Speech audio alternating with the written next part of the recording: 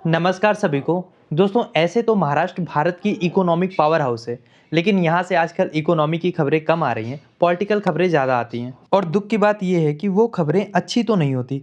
पिछले कुछ वर्षों में यहाँ की राजनीति में जितने अनप्रेसिडेंटेड चेंजेस हुए हैं, जितने शिफ्ट देखने को मिले हैं, शायद ही किसी राज्य में देखने को मिले हैं।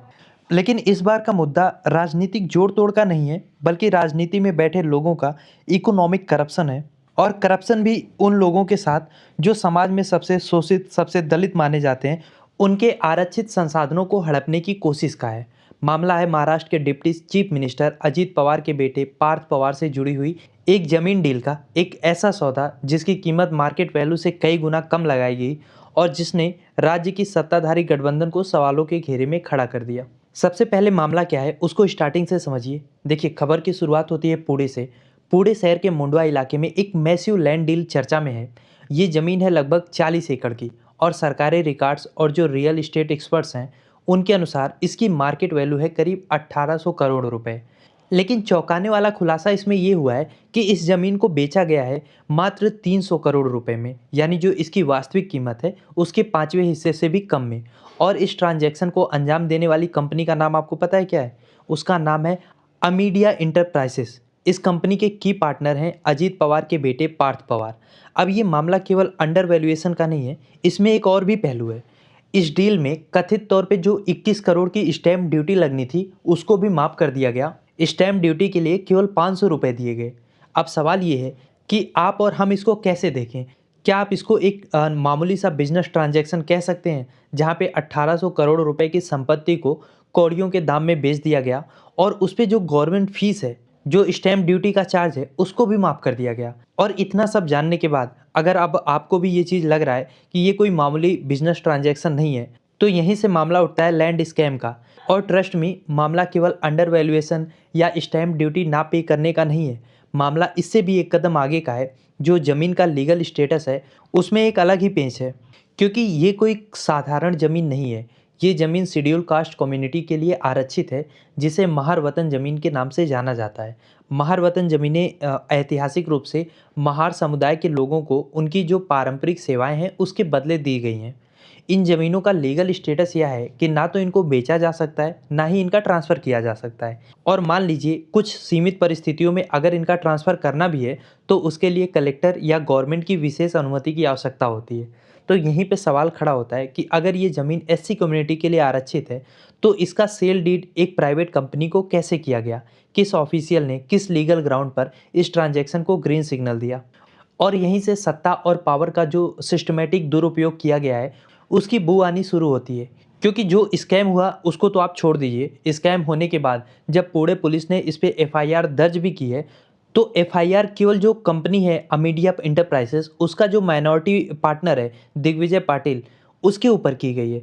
जबकि कंपनी की 99% हिस्सेदारी अजीत पवार के लड़के पार्थ पवार के पास है और उनके ऊपर कोई एफआईआर ही नहीं है, उनका एफआईआर में नाम तक नहीं है। जबकि शुरुआती जांच में 2 रेवेन्यू ऑफिसर्स को भी सस्पेंड किया गया है। यानी मामला कुछ तो फिसी है, लेकिन पवार साहब के बेटे का नाम एफआईआर में आ जाए, भला ऐसा हो सकता है क्या? और अगर ऐसा हो जाए फिर तो पवार साहब के पावर में रहने का मतलब ही क्या निकलेगा?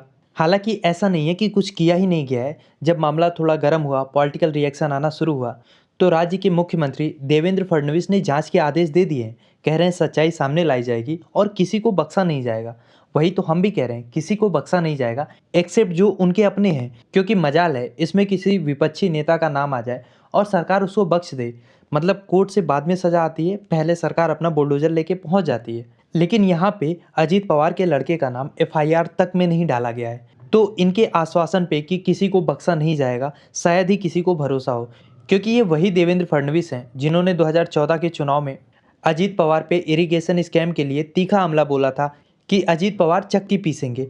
पर अजीत पवार आज उन्हीं के साथ डिप्टी सीएम बने हुए हैं। तो जब पिता को सजा नहीं दिला सके ना मोदी जी ना देवेंद्र फडणवीस, जबकि दोनों ने खुद ने खुल के अजीत पवार के ऊपर इल्जाम लगाया था, तो उस केस में कितनी सख्त कार्रवाई होगी जिसमें अजीत पवार के बेटे शामिल हों, आप समझ सकते हैं। खैर, विपक्षी दलों ने खासतौर पे कांग्रेस और शिवसेना यूबीटी ने इस मुद्दे को जोर शोर से उठाया है। Leader of opposition Rahul Gandhi ने सीधे तौर पे इसको वोट की चोरी के बाद जमीन की चोरी करार दिया है। हालांकि अजीत पवार ने अपने खुद के बचाव में ये कहा है कि वो 35 सालों से पब्लिक लाइफ में है और हमेशा से उन्होंने रूल्स का पालन किया है। उन्होंने कहा कि अगर उनके नाम का दुरुपयोग हुआ है तो कार्रवाई होनी चाहिए। पर इस बयान को भी आप बस बयान ही समझिए, क्योंकि जब उन्हें 4 महीने से पता था, वो खुद एक्सेप्ट कर रहे हैं कि 4 महीने से उनको इस डीलिंग की अफवाह के बारे में कुछ पता था, तो डिप्टी सीएम होने के नाते क्या उन्हें अपने बेटे के बिजनेस पर मॉरल अथॉरिटी के साथ उस पर रोक नहीं लगानी चाहिए थी? और सवाल ये भी है कि अगर यही आरोप किसी विपक्ष के नेता पे लगा होता, तो क्या अभी तक जो ईडी, सीबीआई, इनकम टैक्स है, जितनी भी इन्वेस्टिगेटिंग एजेंसियां हैं, क्या ये इतनी निष्क्रिय रहती जितनी आज हैं? और दोस्तों, मामला केवल यहाँ पे लैंड डील का नहीं है। इसको बस पॉलिटिकल बयानबाजी या पक्ष विपक्ष के रूप में नहीं देखना चाहिए। इसके फार रीचिंग कॉन्सिक्वेंसेस हैं जिस तरीके का ये लैंड डील हुआ है। क्योंकि महार समाज की, महार वतन की जो ज़मीनें हैं, वो एससी कम्युनिटी के इकोनॉमिक एम्पावरमेंट के लिए एक वाइटल रिसोर्स है। इन ज़मीनों की लूट, वो भी सत्ता में बैठे लोग, उनके रिश्तेदारों, उनके बेटों के द्वारा उस समुदाय के खिलाफ एक डायरेक्ट इनजस्टिस है, जिसे वर्षों से सोशियो इकोनॉमिक बैकवर्डनेस का सामना करना पड़ा है। कानूनी तौर पे, जैसा कि मैंने अभी आपको बताया, महार वतन की भूमि गैर महार व्यक्तियों को बेचना या ट्रांसफ़र करना इलीगल है, जब तक कि कलेक्टर खुद आवश्यक स्क्रूटनी के बाद कंडीशनल परमिशन ना दे। इसीलिए यहाँ पे सवाल उठ रहा है कि जो पुणे कलेक्ट्रेट ने महार वतन की ज़मीनें अमीडिया एंटरप्राइजेस को, यानी कि अजीत पवार के बेटे को दिया है, उसके लिए कानूनी प्रावधानों को वायलेट किया गया है या किसी तरीके के कानूनी लूप होल को इस्तेमाल किया गया है? क्योंकि आप सोच के देखिए, 1800 करोड़ की ज़मीन को केवल 300 करोड़ में बेचने का मतलब ये है कि इसमें बहुत ज़्यादा मुनाफा कमाया गया और ऊपर से टैक्स की चोरी भी की गई है। और 21 करोड़ की स्टैम्प ड्यूटी का माफ़ होने का मतलब ये है कि सीधे सीधे राज्य सरकार का जो रेवेन्यू है, उसको 21 करोड़ का लॉस हुआ है। और यहाँ पे मामला केवल पैसे के नुकसान का नहीं है, ये एक तरीके से फिस्कल गवर्नेंस और टैक्स कंप्लायंस की जो इंटीग्रिटी है, उस पर भी सवाल खड़ा करता है। क्योंकि ये कोई पहला हाई प्रोफाइल केस नहीं है जहाँ पे पॉलिटिकल फिगर्स महाराष्ट्र में आरक्षित या सरकारी ज़मीन को हथियाने की कोशिश करते हैं। बहुत सारे ऐसे मामले आए हैं। अभी हाल ही में पुणे में ही एक जैन ट्रस्ट की ज़मीन को कथित तौर पे मार्केट वैल्यू से कम पर कंस्ट्रक्शन कंपनी को बेचा गया, जिसमें एक प्रमुख बीजेपी लीडर का उसमें एसोसिएशन था। अब भले ही उन्होंने खुद को डील से अलग होने का दावा किया, पर इन मामलों में कभी भी जनता को ट्रांसपेरेंसी नहीं मिलती है। एकनाथ शिंदे गुट के भी एक मंत्री के बेटे कमर्शियल प्रॉपर्टी को कम दाम में खरीदने के प्रेशर डालने का आरोप झेल रहे हैं। ये सब हमें बताता है कि जो पावर में बैठे हुए इलीट लोग हैं, ये भले ही गरीबों के नाम की राजनीति करते हों, लेकिन जो पब्लिक ज़मीनें हैं, पब्लिक एसेट है, उसको निजी उपयोग में लाने के लिए ये हर हद तक जाने को तैयार होते हैं। और वैसे ही हमारी मीडिया भी है। दरअसल जब वक्फ बोर्ड का मामला होता है, वक्फ की ज़मीनों का मामला होता है, तब मीडिया उसको बहुत हाईलाइट करता है, क्योंकि वहाँ पे इनको हिंदू मुस्लिम करने का मौका मिलता है। लेकिन अब जो हमारे आदिवासी हैं, जो हमारी एससी कम्युनिटी है, वो तो हिंदू हैं, उनकी ज़मीनें एक हिंदू ही हड़प रहा है। इसको ये लोग बड़ी न्यूज़ नहीं बनने देंगे, क्योंकि इससे इनके ही पॉलिटिकल आकाओं का नुकसान होगा। और जब आप इसको राजनीतिक चश्मे से देखते हैं ना, तो आपको कहानी का दूसरा एंगल भी दिखता है। भले ही देवेंद्र फडणवीस ने जांच के आदेश दिए हैं, लेकिन आप ग्राउंड रियलिटी को समझिए। क्या आपको नहीं लगता है कि ये मामला, ये केस अजीत पवार को चेक में रखने के लिए दरअसल बीजेपी के हाथों में एक टूल के रूप में काम करेगा? महाराष्ट्र में आगामी लोकल बॉडी इलेक्शन है और अजीत पवार की ग्रामीण क्षेत्रों में एक अच्छी पकड़ है।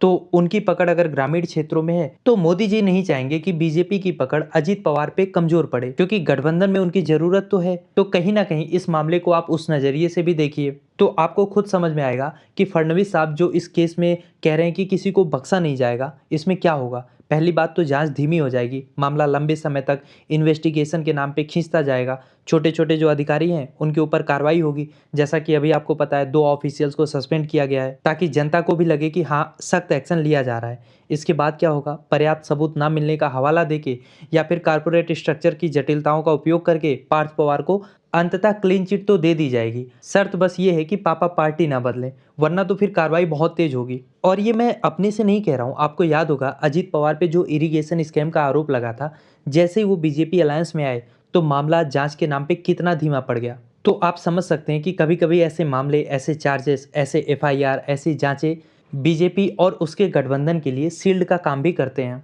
और रही बात अकाउंटेबिलिटी की, तो वो काम मीडिया ने विपक्ष के ऊपर छोड़ दिया है। सत्ता पक्ष के लिए कानून और मोरल स्टैंडर्ड अलग होते हैं, वो होते हैं जो मोदी जी बनाते हैं। खैर दोस्तों, आपकी क्या सोच है इस विषय को लेके, लिखिए अपनी राय कमेंट बॉक्स में।